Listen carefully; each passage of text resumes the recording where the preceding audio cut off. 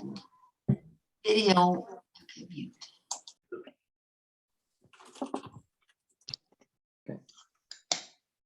Okay.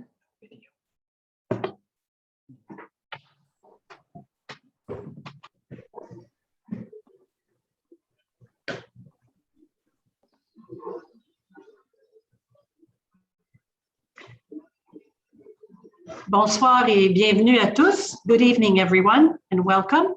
We'll give a few more minutes to let everybody in before we get started.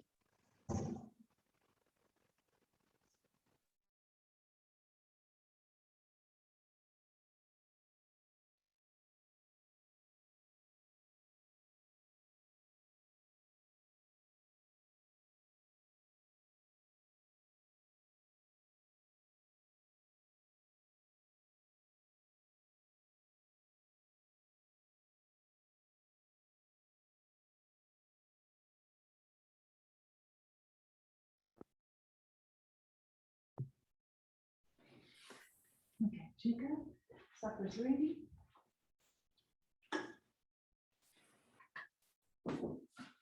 Supper's ready.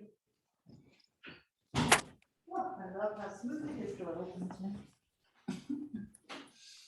You big it than those.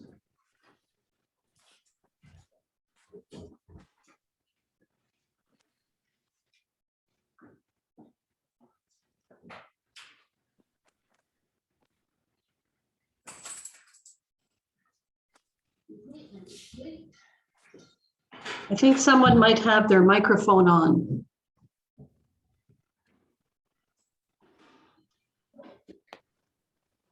I could have, if everybody could mute their.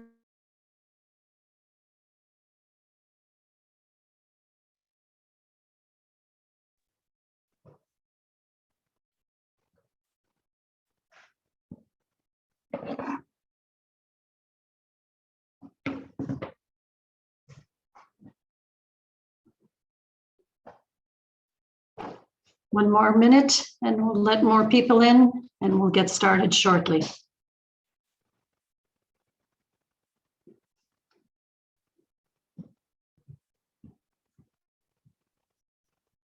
All right.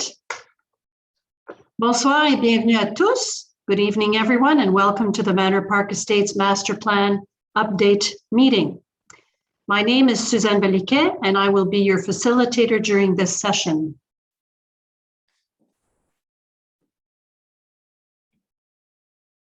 Okay. My name is Suzanne Belliquet, and I will be your facilitator during the session tonight. Our presenters are Mr. Lalit Agarwal, President of Manor Park Management, and Mr. Jacob Bolduc, our team's Senior Planner from the Foten office here in Ottawa. This meeting is being recorded, and so if you wish to watch the recording, it will be posted on our project website and Facebook page in the coming days. L'enregistrement de cette réunion sera disponible d'ici quelques jours et vous pourrez la visionner sur notre site web et ou notre page Facebook. Our team resubmitted an official plan amendment application in September. We promised the community that we would hold our own meeting and explain to you the changes we have included in our second submission after we received your comments and those of Councillor King and from city staff. So tonight, Lalit will provide some introductory remarks, followed by Jacob, who will present a detailed update of our submission, and then we will address the questions that have been sent in to us over the course of the last 2 weeks. We wish to thank you for taking the time to write to us. It is very much appreciated. Nous allons bientôt commencer la présentation, qui en sorte est une mise à jour de notre demande d'amendement sur le plan officiel à la Ville d'Ottawa. Les modifications de notre nouvelle demande sont un résultat des commentaires que vous, la communauté, ainsi que le conseiller King et le personnel de la Ville nous ont fournis. Lalit, président de Manor Park Management, vous donnera un survol du projet, d'où on en est, et Jacob, planificateur urbain à la firme Foten ici à Ottawa, fera une présentation détaillée des changements apportés à cette nouvelle demande. Par la suite, nous tenterons de répondre à vos questions que vous nous avez fait parvenir au cours des 2 dernières semaines, dont nous sommes très reconnaissants. Merci à tous ceux et celles qui ont pris le temps de nous rejoindre. Without further delay, I will ask Lalit to provide opening remarks. Lalit, c'est à vous. Thank you, Suzanne. Merci. Welcome to this evening's update on our OPA. I'd like to thank everyone for being here. I'd like to thank Councillor King for joining us as well. I don't know if this is actually a break for him. He's been working extremely hard at the OP deliberations. So thank you, Councillor, for being here. We've had hundreds of conversations about Manor Park over the last 6 months, and tonight is just the latest conversation. We'll probably be having hundreds of more. So in the spirit of continued conversation, this is just more of the same. Before handing the mic over to Jacob, I'd like to provide, or before handing the mic over to Jacob, who will provide an overview of the changes, I'd like to emphasize 2 points. First, for our residents, at Manor Park Estates and Manor Gardens, I'd like to reiterate our commitment to no displacement. That is our fundamental starting point for this OPA. It's kind of where we started. It's kind of where we are. There will be no displacement. The residents of Manor Park Estates and Manor Gardens, frankly, are our most significant priority. So that's my message to you. To the broader community, we still want to hear from you, despite the hundreds of conversations. There's still a lot of work to be done. We haven't even started design. We haven't hired architects. This really is the top of the first inning for Manor Park. So although we'll spend time on questions submitted prior to this meeting a bit later in this session, I think we received about 40 questions. Please either contact us afterwards if your questions weren't answered, or if you have new ones, feel free to schedule a one-on-one meeting with me. A lot of you have taken me up on that, and I've had great conversations with those who have. In addition, if you'd like to contact the city, I'd please ask you to reach out to Andrew McCreet, the city's planner on the file. He's soliciting feedback. So in closing, thank you for being here tonight. I'll be back a little later, and with that, I'll hand it over to Jacob. Great, thanks, Lalit. So the purpose of this meeting is essentially just to provide an update as to the changes that were made as part of the official plan amendment resubmission. As Suzanne said, that resubmission went in September. The resubmission includes several changes that were made in response to feedback that we received from city staff that we had several conversations with, meetings with Councillor King, and from the community as a whole.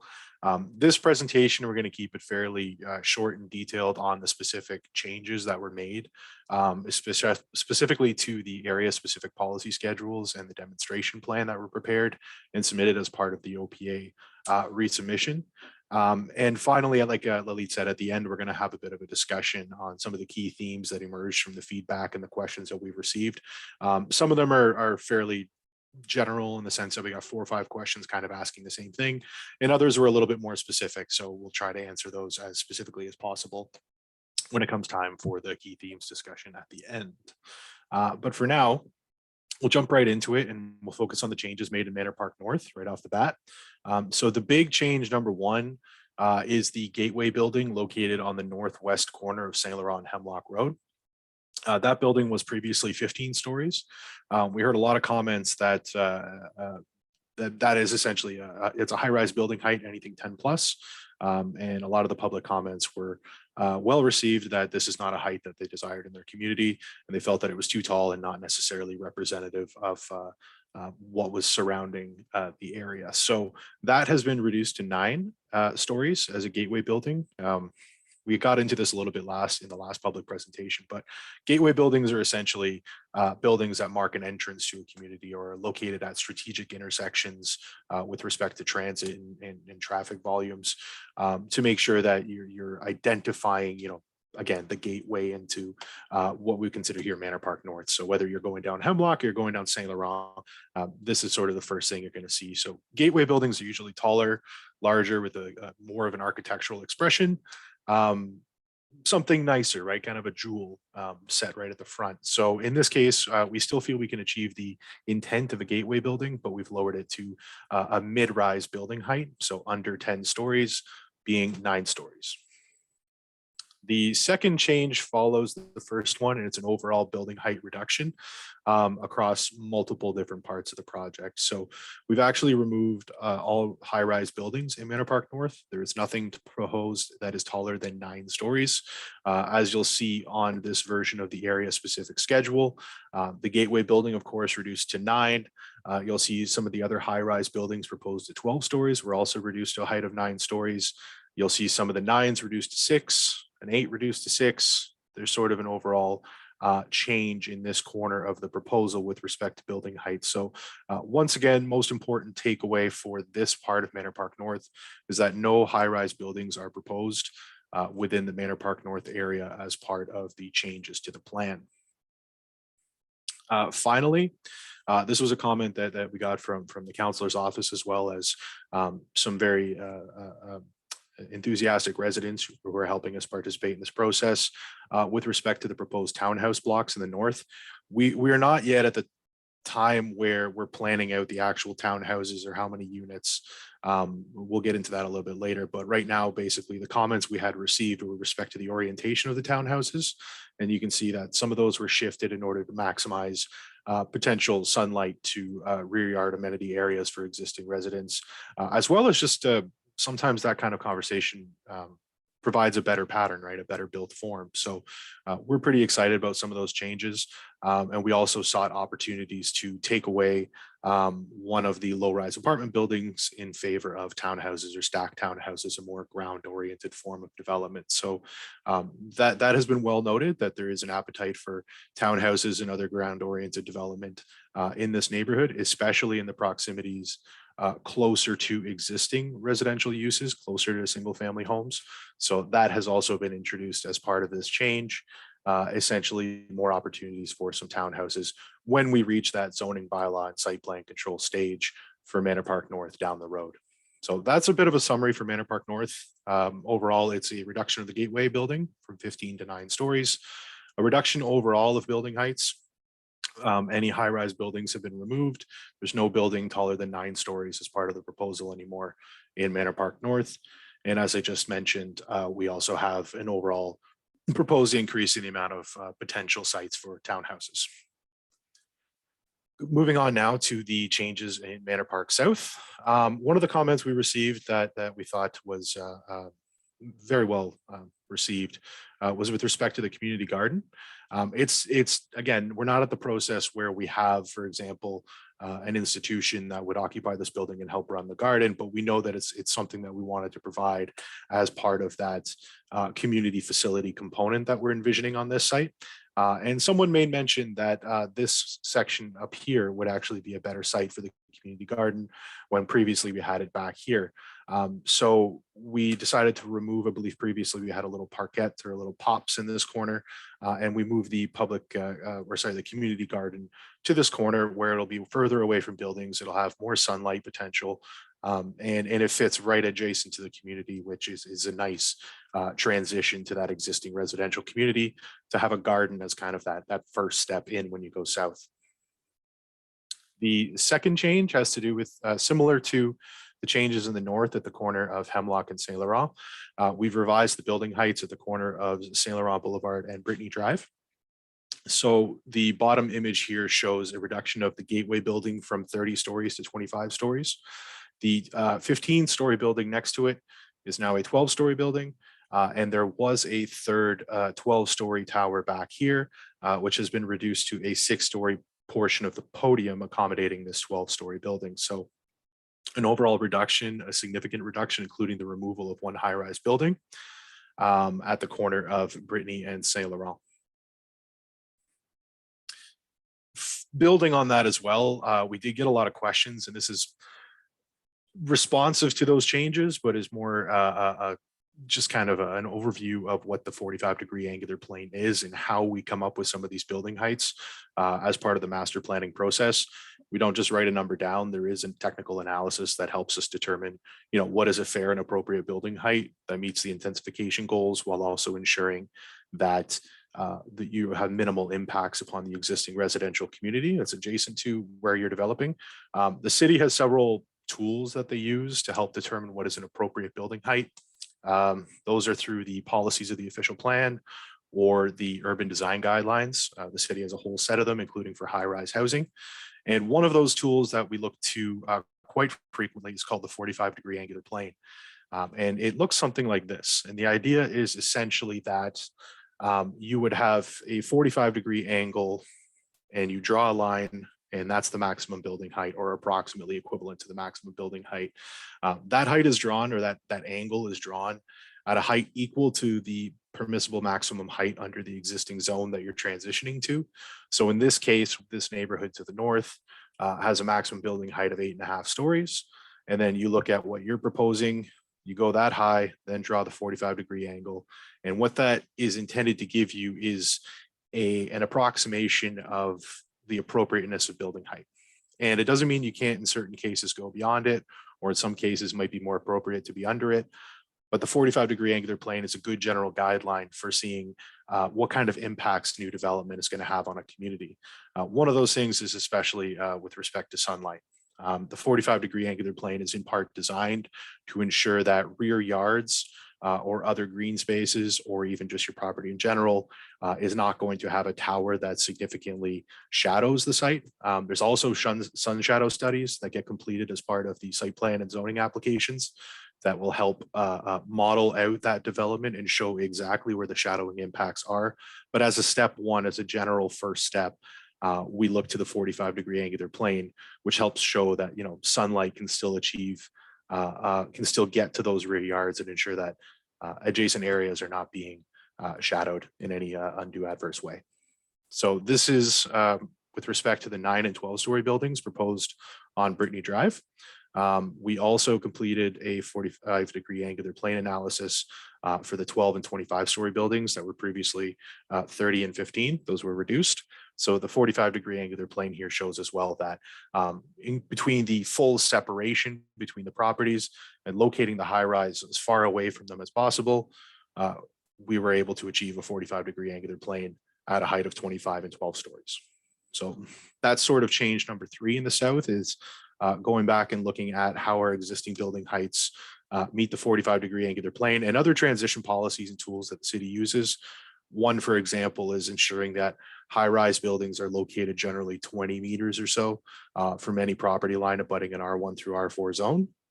Between that, the angular plane, and other transition tools, it helps us get an idea of what is generally an appropriate building height, depending on the surrounding context, the existing planned function of the community, what's already surrounding the site, and what existing conditions exist on site. If it's a really big site, then a lot of the shadowing impacts fall upon your own lands, not so necessarily your neighbors. These are all things we try to look for when evaluating compatibility and building heights adjacent to existing residential communities. So that's sort of an overview of the I suppose, the 3 main changes for each of Manor Park North and Manor Park South. At this point, I think Lily and I are going to jump into a discussion of the key themes that we received from the feedback. Sorry, Suzanne? Yes, well, I thank you, Jacob. But before we proceed to the question period and emerging themes, I would ask Councillor King to say a few words. Merci, Jacob. Mais avant de passer aux questions, je demanderai au conseiller King de dire quelques mots.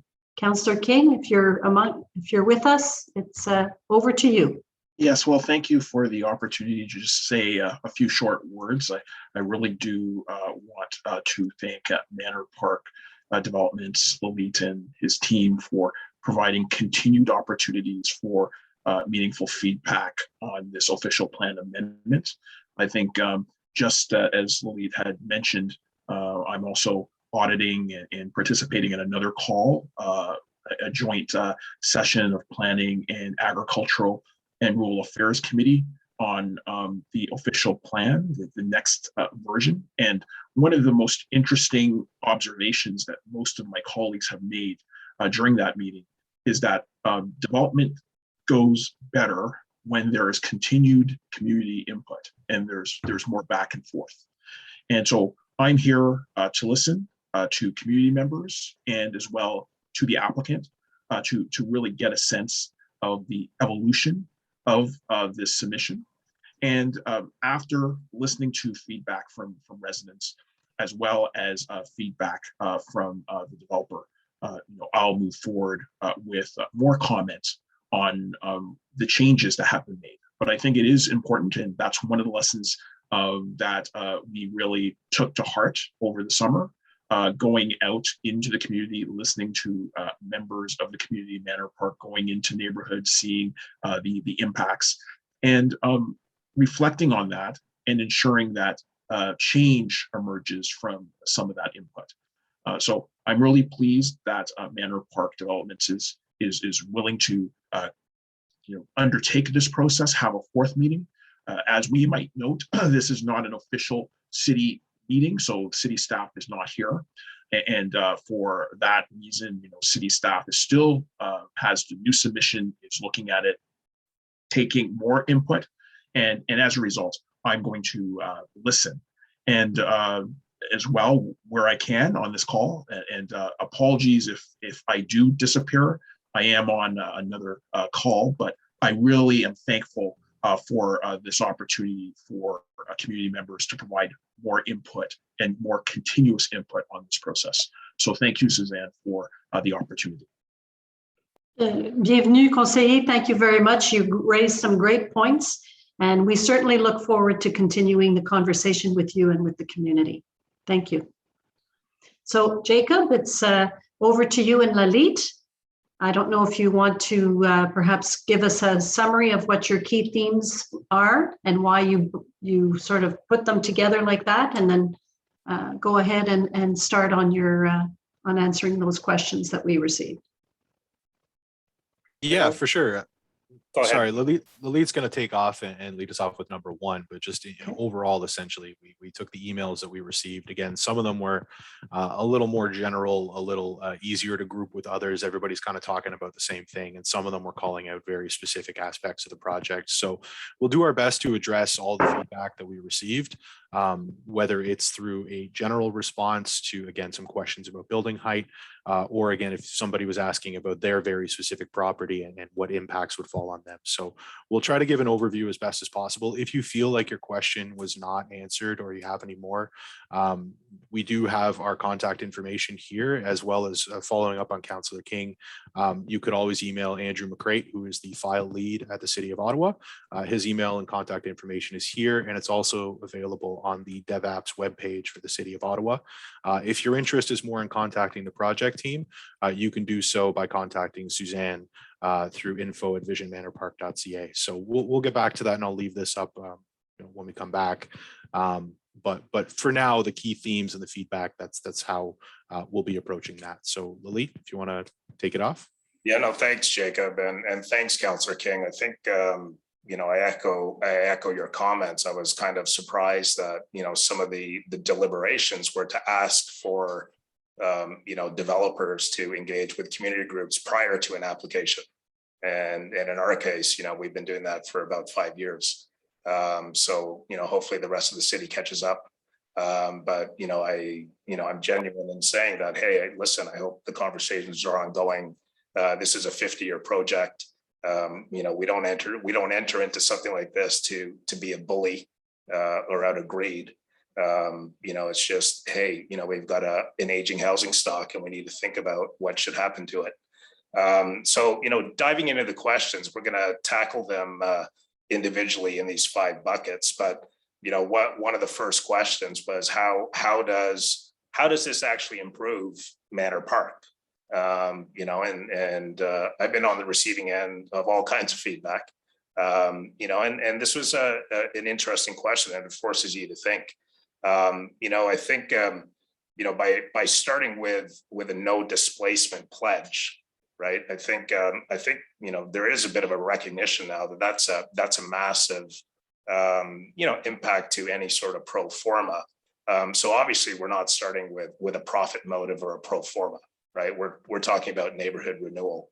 But in my view, how does this proposal potentially improve Van Manor Park? I've got 10 items to touch on. First, I'd say new infrastructure. It's no secret, right, that the civil infrastructure in Manor Park North and around the neighborhood needs to be rebuilt. We get calls from city staff and engineers to fix stormwater, to work on roads, to work on sidewalks. So this potentially is a catalyst for new infrastructure in the neighborhood. Our proposal is adding 2 new parks to Manor Park that don't exist. With them, better landscaping, more trees. There's been a lot of discussion about the tree canopy at the OP meetings, and frankly, better outdoor space. In the existing housing stock, it's a lot of gravel parking lots, right, that seem like open space. And I see people, with their, with temporary pools in the summer, on parking lots, right? And I think we can build better outdoor space. In addition, better amenities within the building, right? And space for social infrastructure. I think that's something that, I've always said it's really hard for me to provide social infrastructure, but what we can do is provide spaces for them. There's a lot of question of, 15-minute neighborhoods and what they are, right? And for some, that means being able to walk to food services or childcare services. We can provide that space in this OPA. In addition, this could be a catalyst, right, for a lot of things. I talked about infrastructure, but it could be a catalyst for new schools. We've been in touch with the school board. It could be a catalyst for a more robust transportation plan. I know Councillor King was active, on the bridge issue just about an hour ago. And transportation's huge for this neighborhood, right? So I think understanding what development pressures exist, will help us plan for the future. If I think we're all potentially a bit green at heart, a rebuild of Manor Park really helps in our climate change challenge. This housing stock is older housing stock. It's not insulated. When we rebuild, we can build more climate aware housing. In addition to climate aware housing, we can build more housing. We talk about a housing crisis. Part of that is supply. So with this OPA, there will be more housing, of all different types, right? Different housing typologies, a different mix, and frankly, for our current residents, more appropriate housing. I think at one of the first public meetings, we discussed, elderly residents who didn't like staircases, right? And there's a lot of single level living. There's a lot of discussion about aging in place. So this OPA will allow for that. In terms of, kind of things that are outside of the OPA, but, are benefits, frankly, jobs, economic activity, more stimulus for local businesses, that's something that, some of the community benefit agreement work that we're, looking to embark on, we'll tackle, right? What about some economic opportunity for Manor Parkers? One of the fun ones is some new architecture and design. This, art design, it's linked with happiness, right? So to kind of build on what Manor Park has, that's a real opportunity. I think another benefit, it has to do with, public health improvements. We received a question about public health and, and what this OPA might mean for that. And the question was, hey, have you spoken to OPH? And the answer is no, I haven't reached out to Dr. Etches. But, we have consulted with several medical professionals and we're taking medical health, or public health, pretty seriously. A lot of conversations about, the existing gardens, for our residents, a lot of discussion about 880 neighborhoods. Dr. Waters was spoke at the council meeting last week, I think Thursday or Friday, and spoke about the appropriate outdoor spaces, and how she didn't go to her backyard and she was, playing in front yards with neighbors. And so, there's a lot of interesting things on the public health that I think we could start taking up on design. And another benefit is, not to speak lightly about it, right? But this is an opportunity for it has been a long conversation, and I hate to break it to everyone, it's going to be an even longer conversation. So it's our family, my family, willing to consult. This, like I said, is the top of the first inning. Still we have zonings, we have site plans. We haven't even hired architects. There's a lot of work to do. So just frankly, having this dialogue and being open to consultation. I know Councillor King, just had a motion carried, about a secondary plan for the neighborhood, for Manor Park North, or the area between Water Ridge and downtown. So the conversation will continue, and we look forward to being a part of that. So, to answer that one question about, do I think this potentially is an improvement to Manor Park over the next 50 years? I just provided 10 reasons. And then the one thing I'd add, and this is maybe, I don't know if it's just, me being crazy, or if it's, a real olive branch and a show of intent to the community. But this is another question we received. But, at the urging of, not the urging, I'd say the encouragement of the MPCA and all of our elected officials, we were encouraged to pursue the Encounters with Canada building, at 1805 Gaspé. And I raise it in the context of benefits to the community, but I also raise it as, I was asked about it specifically, and kind of what is the intent for Gaspé. And the initial idea is to have it serve as a community hub. So we'll get to timelines, in a little bit.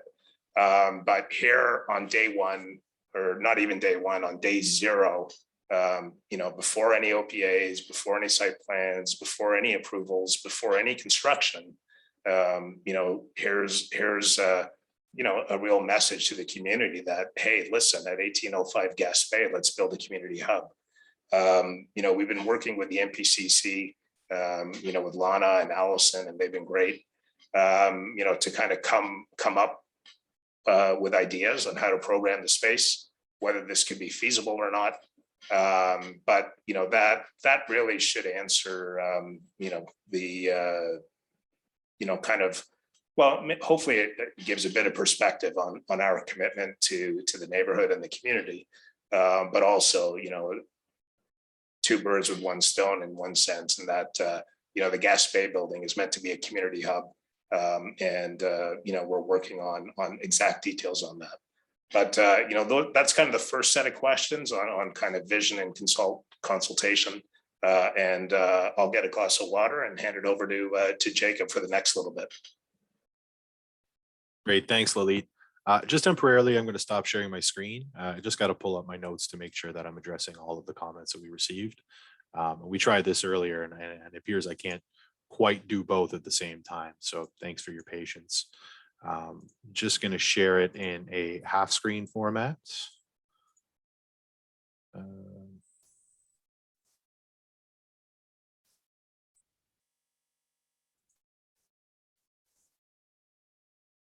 Apologies. There we go.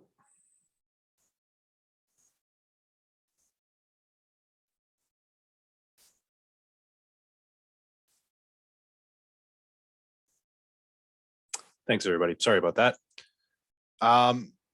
So yes, I do want to cover the questions that we received with respect to build form. And just so you know, after this, Lalit's going to cover the timelines and phasing. I'll do the design details, and then Lalit's going to cap it off with a discussion of affordable housing. So with respect to build form, there were quite a few comments received. I'll try to separate them by north and south, and some of them have multiple parts. But one of the ones we received, and kind of piggybacking off that public health discussion, was with respect to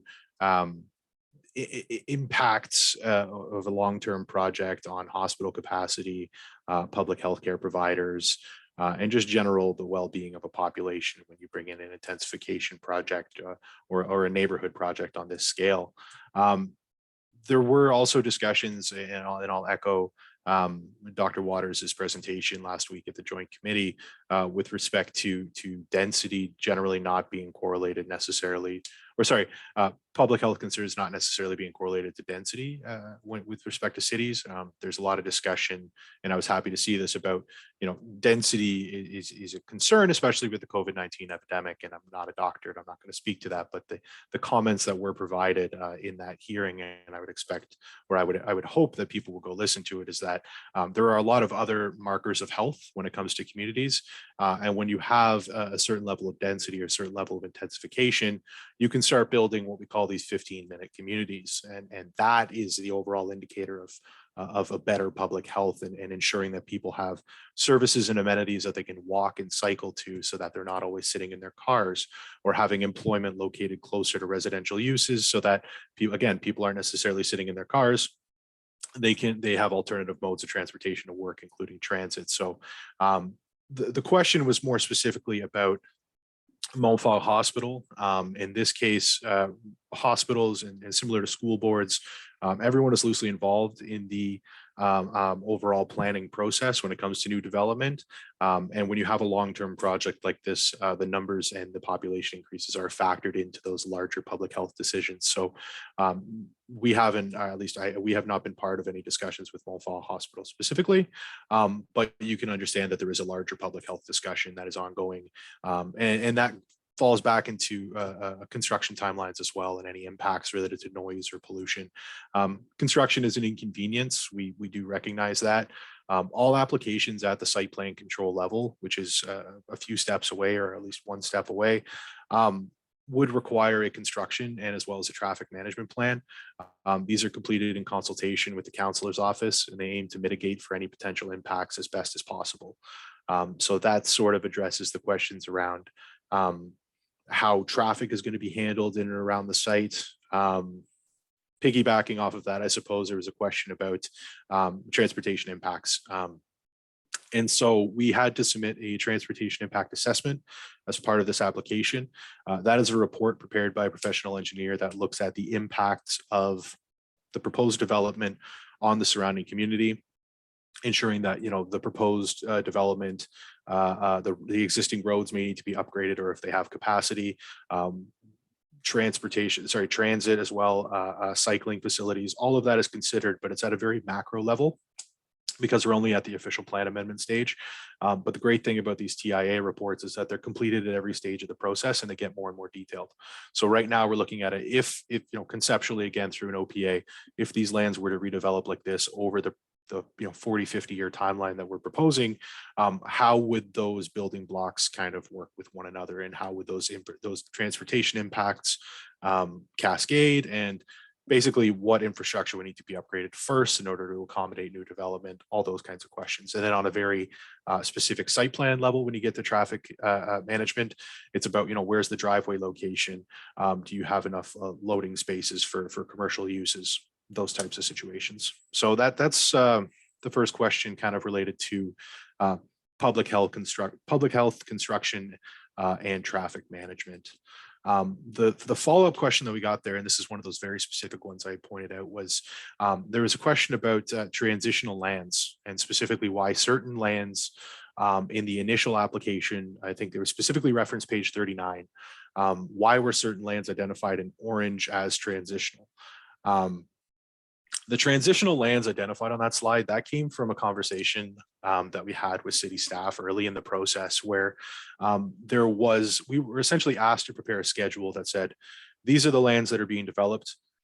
These are other lands that are not under the ownership of this particular project. They are adjacent lands that have a certain degree of development potential. And that's a pretty loose definition. It basically means any site that is really big. If you have a significantly large site, typically you would have more room to do things with it. So that would be a marker of development potential. Other development potential sites are located, for example, one-story buildings along Montreal Road, where they might be an older commercial building that is likely going to see some pressure for redevelopment over time, as you have a transit priority corridor along Montreal Road, and there was some similar buildings along Saint Laurent as well. So all of those orange lands were essentially just identified as places where the existing zoning or the existing planning context would allow for something to be bigger or more dense than what is currently there. So with specifically reference to the Brittany Park lands, those were included not because they form part of the project, not because there's an existing application, not because of anything other than it's a large site that would technically allow for 6 stories under the existing zoning. And whereas the existing buildings are currently about 4 stories. That's really all it is to say that it's a large parcel with development potential in proximity to the subject lands. So that was the intent of the transitional lands to be identified on a schedule. I hope that answers the question. I'd be happy to go into more detail if required. But again, I just want to stress that it doesn't mean those lands form part of this application or that there's an application incoming for redevelopments. That's irregardless of ownership structure or anything. We were just simply looking at what lands could have something taller or bigger based on the current policy framework, if something wasn't already there. That's kind of the idea behind that one. The next question was about when these building heights are going to be determined. And we got a few about these. This is at the official plan amendment stage. So again, day 0 or day half, working with Lilith's sort of structure. This is simply to determine the maximum height and the number of stories. But the individual design and the individual building heights in terms of meters comes later in the process at the detailed architectural stage, which is where we handle issues such as zoning and site plan control applications, which is the detailed architectural and engineering component of the project. So right now, like in those early schedules, and this is exactly what has been submitted, the area specific schedule, it shows land uses in the colors, as well as some building heights or building height ranges.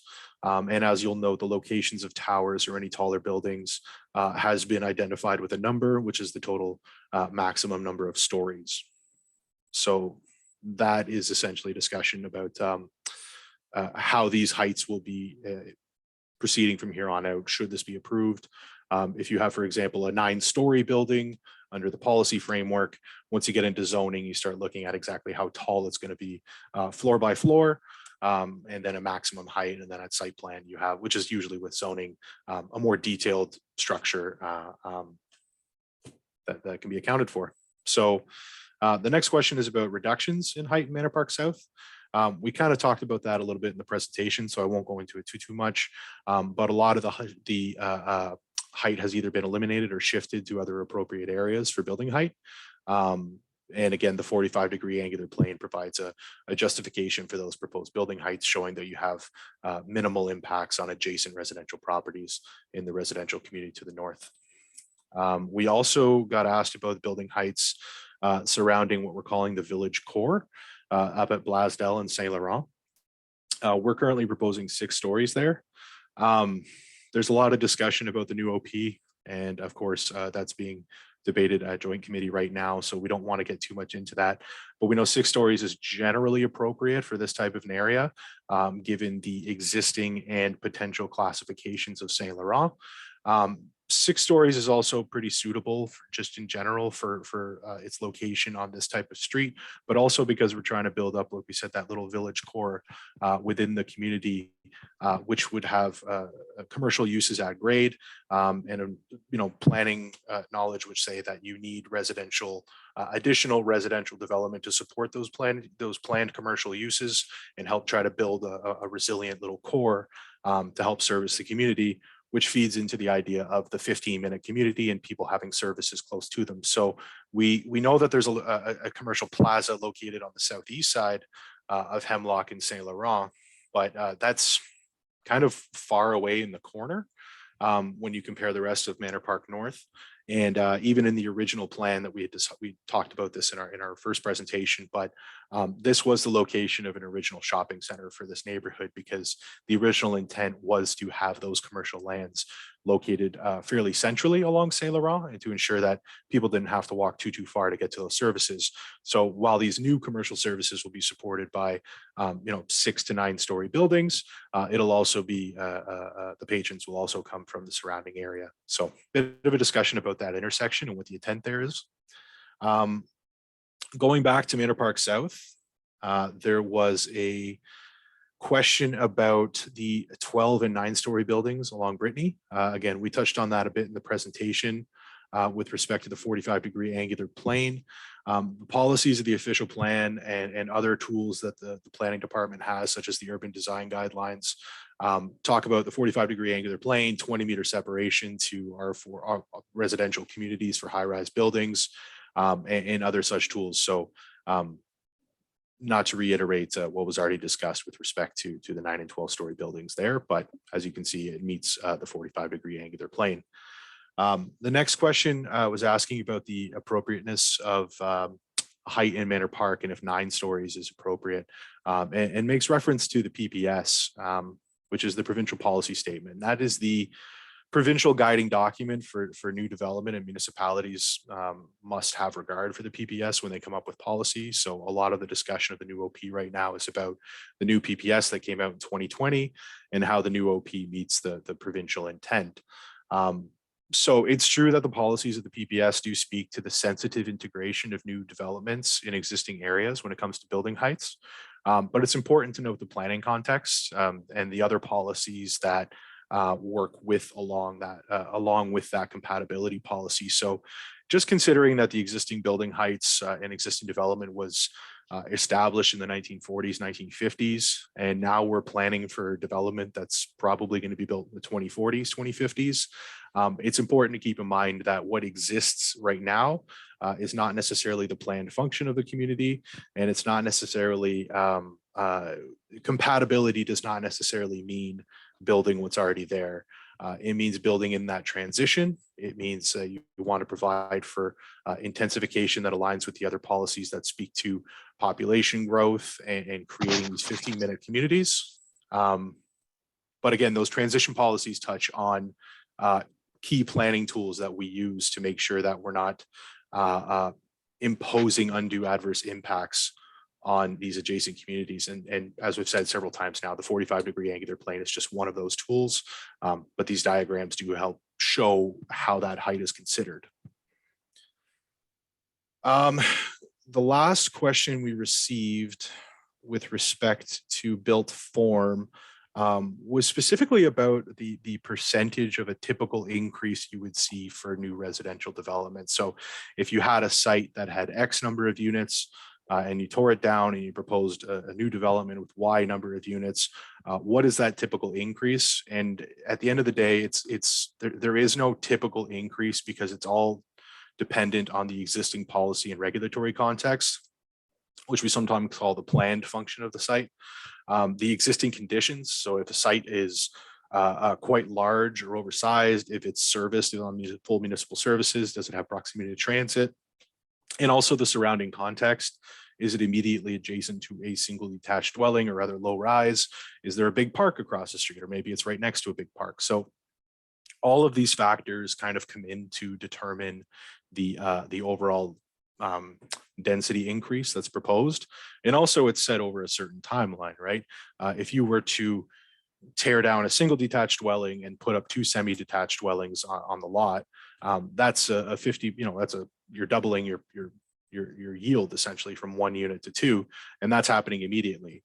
When you start having these larger changes but spread out over a number of years, the numbers right off the bat might seem quite large and quite significant, but as they spread out, it's a pretty modest increase year to year for new development. So the other thing we wanted to point out is that the final unit count is not set. So when discussing the number of units, it's simply a placeholder for the purposes of our early servicing and transportation studies. When preparing those reports for an OPA, you have to give a number, right? How many units do you expect? How many people do you expect? And so we model it out and we use an average unit size, which is somewhere between a 1 to 2 bedroom type scenario, again, depending on the building, depending on the market, but we use an average. And then we essentially mock up these buildings, determine a rough square footage, use that average, and that gets us our average unit count. That number is subject to change. If the market at a later point decides that we want to see more and more family-oriented units, then we may see fewer one-bedroom units, fewer two-bedroom units, and an increase in three-bedroom units. A three-bedroom unit is still one unit, but it takes up a lot more area. So you could see the overall unit count go down significantly, depending on those market realities. So it's sort of just a response to say that there isn't really a typical uptick for projects like this. I have some projects that are, there's maybe no residential development, and all of a sudden we're proposing 200 units. I have some, like I said, it's a single becoming a semi. It's sort of all over the place with new development, and it's hard to get those comparables because they are so localized to the context. So I think I touched on all the questions with respect to built form. I'll go through a little bit more of it in the design details discussion, but that was already pretty long. So I'll turn it back over to Lalit to walk back through the timelines and phasing. Thank you. Okay, thanks, Jacob. Lot of questions in there, but by all accounts, the most questions we received were about timeline and phasing. And rightfully so. There's really two things to kind of say on this section. What's kind of related to the timeline and phasing. A gentleman asked a question about, what's the infrastructure required to actually make this happen? And frankly, I was like, wow, that's an excellent question, because I think, like everyone on this call, I would agree, that the existing infrastructure is insufficient, right? And it's not our intent, to help rebuild our part of Manor Park, and jam the existing infrastructure. And this is where you get into, a bit of a catch-22, chicken and egg situation where, hey, you propose, and this is what we said from the outset is, we propose this OPA, if we know that this development might be happening, it allows for the city and the province, to plan for what's required so that when units do get built, the infrastructure is in place, right? So the idea behind this is to get ahead of it. If the city says, wow, this might be happening over the next 25 years, maybe we should rethink, our transportation master plan for this area. Naturally, the infrastructure requirements impact the timeline and phasing. But with this, we've already started on redoing the civil infrastructure for Brittany Drive, potentially for looking for new stormwater solutions, for Manor Park North. We've already spoken to the school boards. Transit is, I don't think a train's coming, right? But, if you go to London, they rely on buses more so than trains, and that's a lot easier to program. So infrastructure, obviously impacts timelines. But I just wanted to, before getting into actual timelines, wanted to raise that point. On timeframes, people have been asking about timeframes, both the north and the south. When and where will construction start, and when do tenants have to move? And this is the first point I'd say is, and I'll reiterate it. We said it in May and June. We said it at the outset of the meeting. There will be absolutely no displacement. We will rehouse you. As I said in, I think it was May or June, we will rehouse you in similar or better accommodation for the same price or cheaper. Moving costs will be on us. And we'll give you a minimum of 3-year heads up that we're thinking about, building where you might be living right now. So I just wanted to, just say that again to reassure everyone that, the question of, hey, when do you have to move? Well, hopefully the answer is, well, we'll reach out with at least 3 years notice and hopefully find you a suitable home within Manor Park or within our broader portfolio. So, you're not on your own. We'll honor your current rent control arrangements. I think we're actually hopefully paving a trail here, right, on kind of what no displacement means in the city of Ottawa. Getting down to brass tacks, right? So if we wanted to talk about specific blocks, the idea behind construction is to be the least impactful out of the gate, and for that, we've determined that on, I guess it's on our chart. I don't know, Jacob, if it's easy to pull up or not, but on the Brittany side, it's block 4 that will start, which is really the east side of Brittany, in the 500s, not the west side, just the east side. There we have 2 blocks of red brick townhouses. So it's really the lowest density area within Manor Park. So for me, that means least impactful. And what we can do is move those residents to other red brick townhouses within Manor Park, full stop. Which is kind of why, this plan is pretty cohesive, and why it has credibility, because there are a lot of red brick townhouses. Through natural attrition, units become available. So if we can rehouse, those residents in block 4 and other red brick townhouses, we will be able to build enough capacity, in block 4, so that we will always be in a surplus for net units in Manor Park, and that's why we're very confident that it's not even being confident, so we won't displace anyone. There'll be an excess supply within Manor Park. So just on that, block 4, to put timelines on it, I think block 4, we'll be working on probably at the earliest, in terms of a construction timeline, it's 3 years, but the range is really for block 4 over the next 3 to 12 years is when we might be active in block 4. And then the second focus area for us, with block 4 being kind of the place to start, would be block number 2, on Brittany Drive, where we've got a lot of bachelor units and a lot of, older 2 and 3 bedrooms, which we can accommodate in the new construction on block 4 or in other units in our portfolio. But I see block 2 potentially happening over the next 6 to 15 years. So I received a comment on 369 Brittany specifically. So block 2, 6 to 12 years is probably a construction timeline, on that block. So really, that's all we really have now, right? Block 4, 3 to 12 years, block 2, 6 to 15 years. Manor Park North, it's at least 15 years from now. So I know there was, a motion today for a secondary plan. There's a lot of time for a secondary plan for Manor Park North.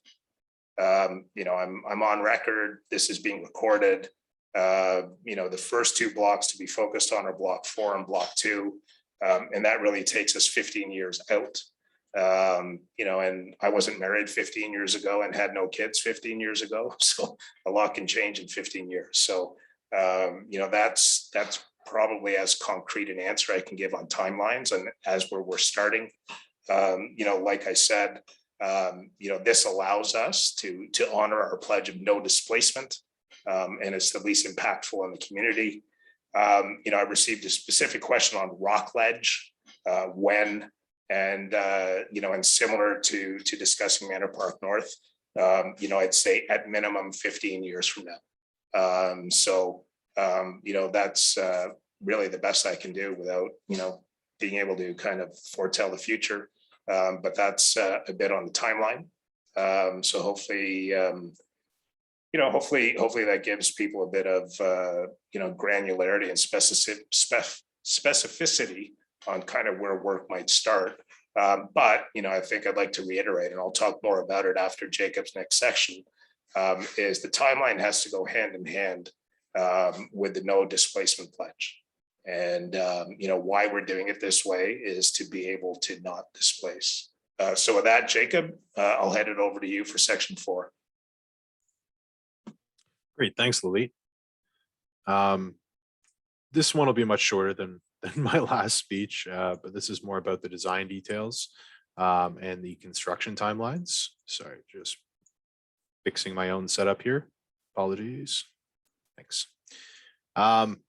With respect to the design details and the construction timelines, well, Lily just talked a little bit about the construction timelines, but more specific to the design details, there was one question about sunshine reduction or essentially any shadowing impacts from new development. So shadow studies are a component of every new development application. They're typically at the zoning stage, not necessarily at the OPA stage where we don't have a detailed design, because different design elements, let's say the building kinks out a little over here, or it's a little taller over here than it is to here.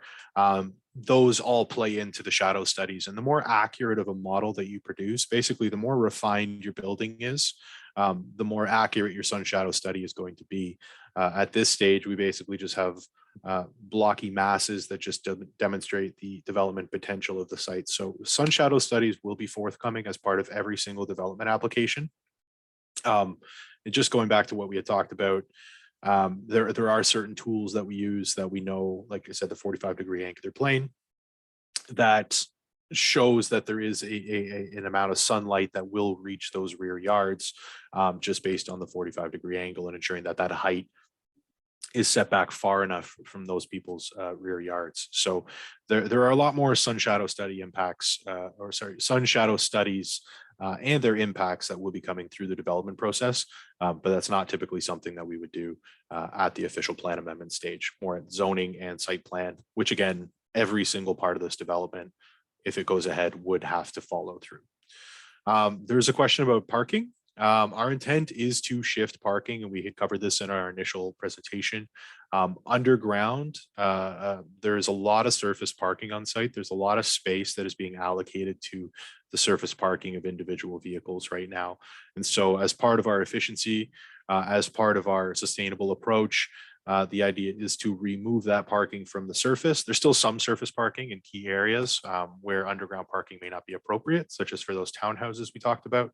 But overall, for those multi-unit buildings, and I believe in the south, there is no surface parking, it's all underground.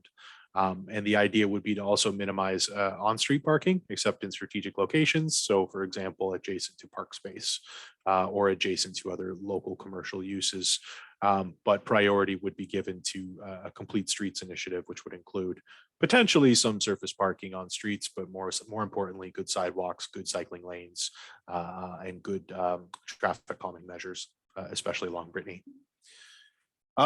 The next question is about traffic impacts. Again, this is something that we deal with a lot more at site plan. As I kind of talked about in my first speech, the official plan amendment looks at the traffic impacts from a high level, a really broad level of if you were to do something, how would that impact the community, and how would the community or the surrounding transportation network impact your site.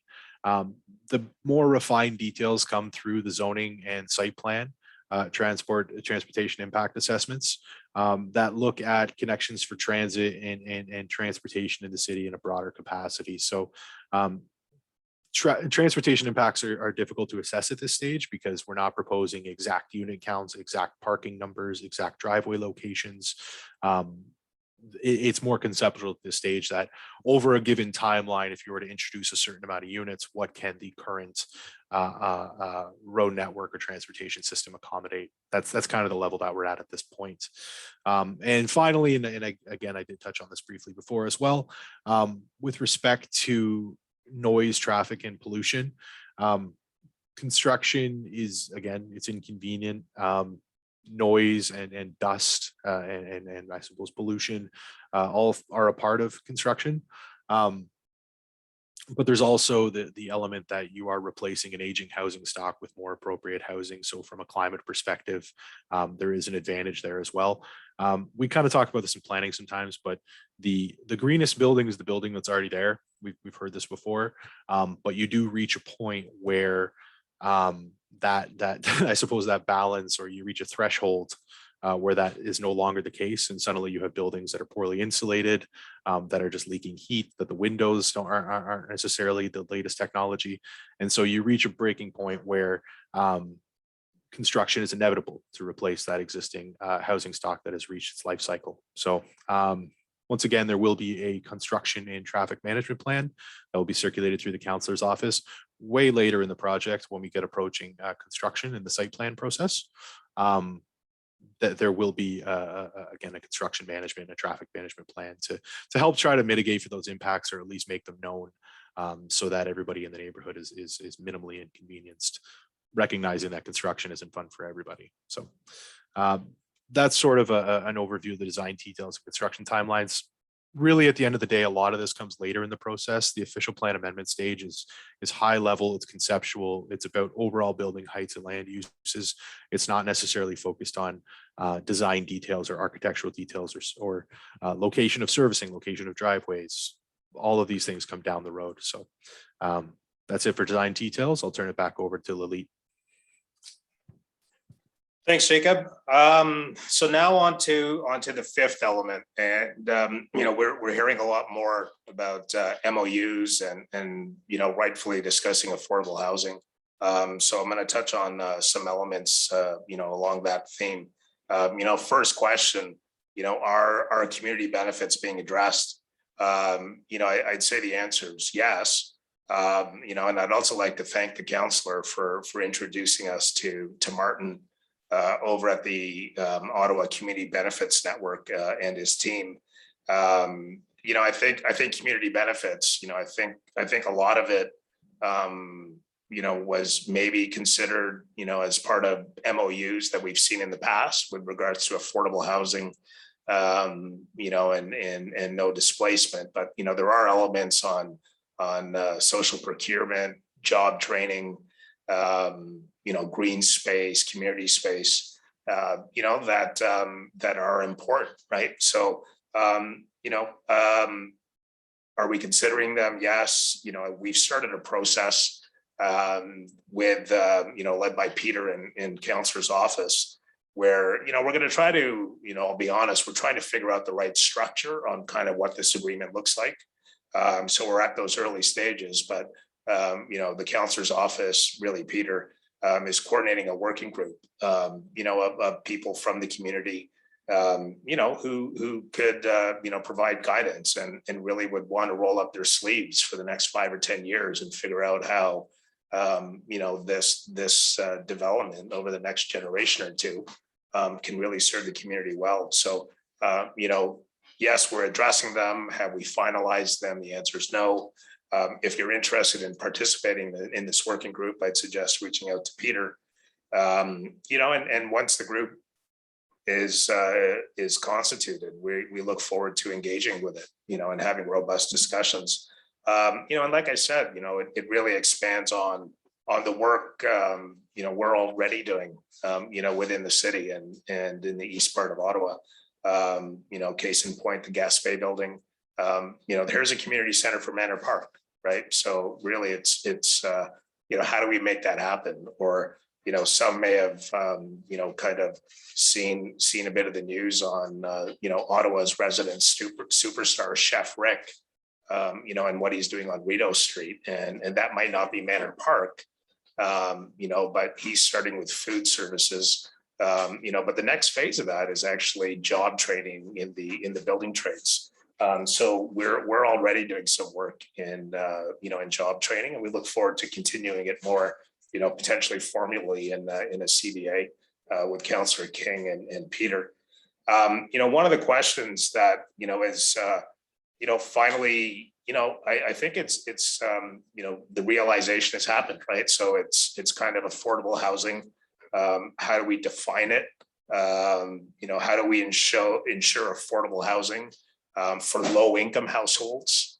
I think we all know that the 30% number on the CMHC stats actually make no sense.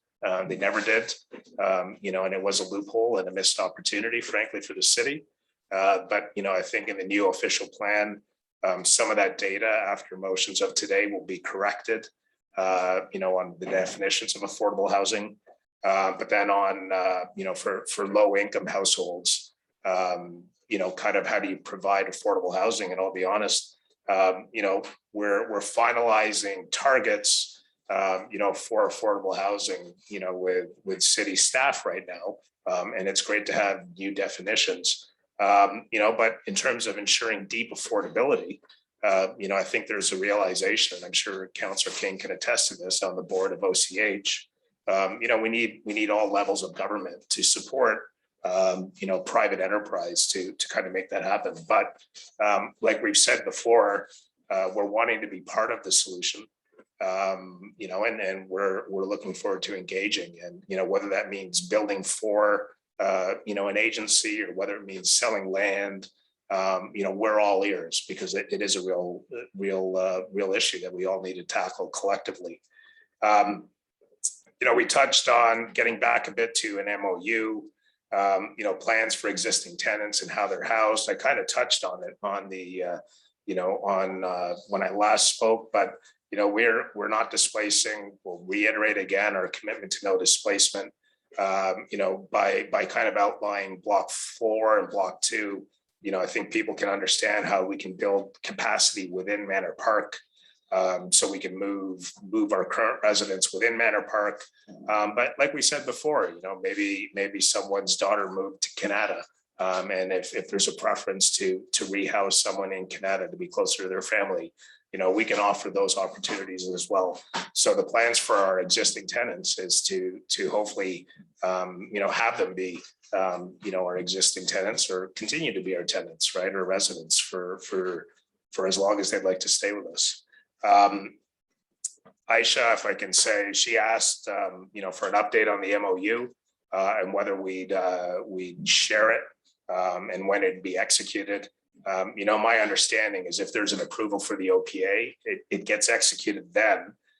In terms of an update, we met with staff maybe 2 or 3 weeks ago, for broad outlines. I'll be honest, that discussion was more on displacement and affordable housing. We wanted to wait for the joint committee to understand what those definitions would be. So we will be putting, a very specific MOU with regards to, the housing side of it, affordable housing and no displacement to the city, between now and maybe when the OPA is, or not the OPA, when the OP is considered, now that we have a bit more direction.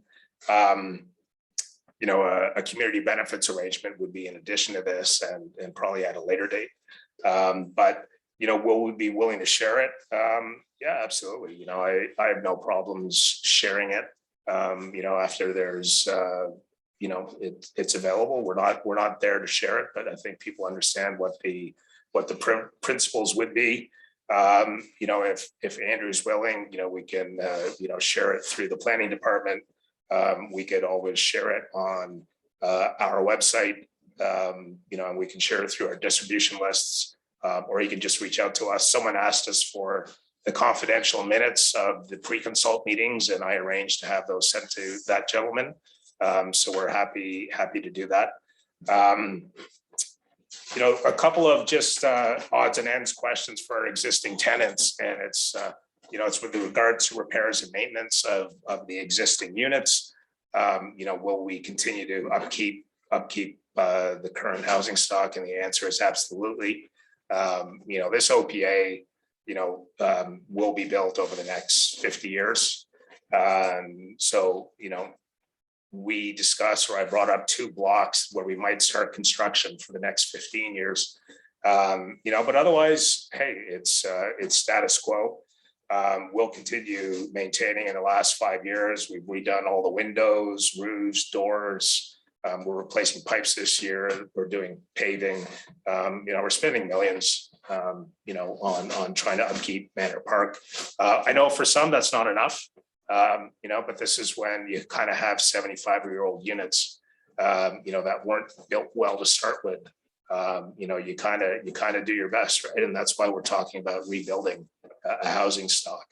We also have 24/7 coverage for our properties, right? And I think, I've received a positive feedback from a lot of our residents that if they have an issue, there's always someone at Manor Park Estates to answer the call. So on the question of repairs and maintenance, absolutely, we've got a dedicated staff to do so. And finally, for our current residents, there's a question on, what we will be building, condos, rentals, and will current tenants have a crack at those, those for sale. And I think we don't know exact numbers, as Jacob mentioned. We don't know what we're building yet, and partly because that's what we don't know what the unit sizes are. So we don't know what the actual number of units will be. But I think it's safe to say that for the 654 units that we have right now, we'll probably be in the vicinity of maybe tripling that rental stock. And then we should see about 1,000 units for sale over the next 50 years. So that might be townhouses, could be condos, could be larger flats within a high rise, all of the above. If you do triple the rental stock and you add 1,000 for sale, that still leaves, maybe 500 to 1,000 doors, which we don't know what those are going to be, right? Whether they're rental or for sale. That's why I can't give you an exact number. But for our existing tenants, absolutely.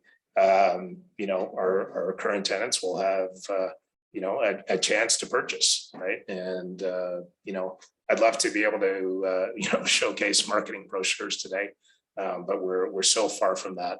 But, absolutely, that would be an opportunity. So that's what I had on the MOU and affordable housing. I kind of, hopefully I addressed a lot of the questions that were raised. I think I did. I think those are the ones that came in. So I've answered those. But Jacob, I know tonight's not the end of it. We're running up on time. There's some hard stops at about 7 o'clock, including me.